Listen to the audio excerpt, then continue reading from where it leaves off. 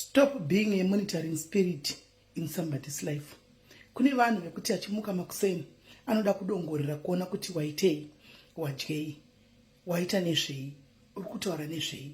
Kumuka mangwanani ega ega hapana chaanokwanisa kuita asina kutsvaga kuti ningi aitei, kubva rimuke zuva ribude kusvika rivire. Ukamubvunza pakupera kwezuva kuti chawaitawo zuva ranhasi chinobatika chii, hapana.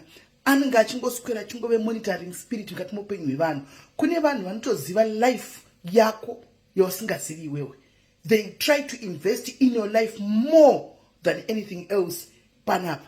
Anotoziva zvausingazivi iwe, agoziva zvawakadya zvausina kudya iwe, agoziva kwawakabva kwausingazivi iwe, agoziva zviri kuitika mukati muupenyu hwako panguva iyoyo zvausiri kuziva iwewe. Kune vanhu vanonzi monitoring spirit. Iwewe pachizva kwakazvitarisa nhasi hausi monitoring spirit here. Stop being a monitoring spirit in somebody's life. Utsvage zvekuita. A lot of people are working so hard. A lot of people are trying to make money instead of monitoring people. Ngatitsvage izvo zvinotibatsira kuti life yedu iite better.